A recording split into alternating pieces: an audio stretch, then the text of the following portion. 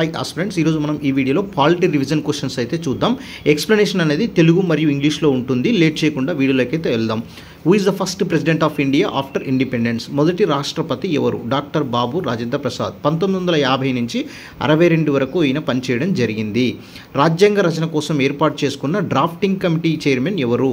రాజ్యాంగ రచన కోసం ఏర్పాటు చేసుకున్న డ్రాఫ్టింగ్ కమిటీ చైర్మన్ ఎవరు? మా డ్రాఫ్టింగ్ అంటే ముసాయిదా కమిటీకి చైర్మన్ ఎవరంటే డాక్టర్ బిఆర్ అంబేద్కర్. ఈ బిఆర్ అంబేద్కర్ని మనము ఆర్కిటెక్ట్ ఆఫ్ కాన్స్టిట్యూషన్ కూడా అనవచ్చును. స్వతంత్ర భారతదేశ లా మినిస్టర్ ఎవరు? భారతదేశ లా మినిస్టర్ అంటే మొదటి న్యాయమంత్రి ఎవరు? మొదటి న్యాయమంత్రి ఎవరు? Doctor B R Ambedkar.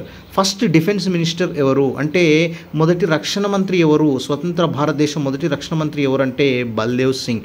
ఇంకొక విషయం అండి, బిఆర్ అంబేద్కర్ గారి జయంతి ఎప్పుడంటే ఏప్రిల్ 14. మోస్ట్ ఇంపార్టెంట్ అండి, బిఆర్ అంబేద్కర్ గారి జయంతి ఎప్పుడంటే April 14. Next question, first educational minister ఎవరు అంటే మొదటి విద్యాశాఖ మంత్రి ఎవరు? స్వతంత్ర భారతదేశ మొదటి విద్యాశాఖ మంత్రి ఎవరంటే Maulana Abul Kalam. Maulana Abul Kalam.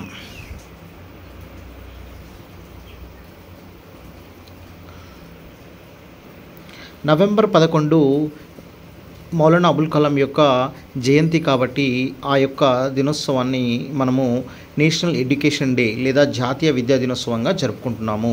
First finance minister ఎవరు అంటే మొదటి ఆర్థిక మంత్రి ఎవరంటే ఆర్కే షణ్ముగం శెట్టి. ఈయన ఆర్థిక మంత్రిగా పనిచేయడం జరిగింది.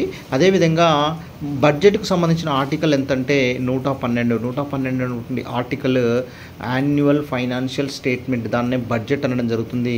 బడ్జెట్ గురించి తెలుపుతుంది. ఏ రాజ్యాంగ సవరణ ద్వారా 21 సంవత్సరాలు ఉన్నటువంటి ఓటు హక్కు వయసుని 18 సంవత్సరాలకు కుదించారు? అంటే మొదట్లో మనకు 21 ఇయర్స్ ఉంటేనే ఓటు హక్కు ఉండేది. ప్రస్తుతం ఎంత ఉందండి? 18 ఇయర్స్ ఉంది. ఈ 18 ఇయర్స్ అనేది ఎప్పటి నుంచి ఉందంటే 61వ రాజ్యాంగ సవరణ 1988 రాజీవ్ గాంధీ చేయడం జరిగింది. నెక్స్ట్, నేషనల్ ఓటర్స్ డే ఎప్పుడంటే జనవరి 25. జనవరి 25ని ఎందుకు ఓటర్స్ డే జరుపుకుంటామంటే ఆ రోజు ఎలక్షన్ కమిషన్ అనేది ఫామ్ కావడం జరిగింది. భారత రాజ్యాంగం ప్రకారం రాజ్యసభలో గరిష్ట సభ్యుల సంఖ్య ఎంత? రాజ్యసభ, లోక్సభ రెండు ఉండడం జరుగుతుంది కేంద్రంలో.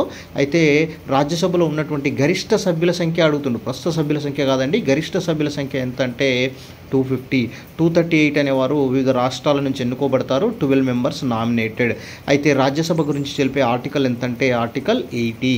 విద్యా హక్కును ఏ రాజ్యాంగ సవరణ ద్వారా ప్రాథమిక హక్కుగా గుర్తించారంటే 86వ రాజ్యాంగ సవరణ ద్వారా ప్రాథమిక హక్కుగా గుర్తించాము.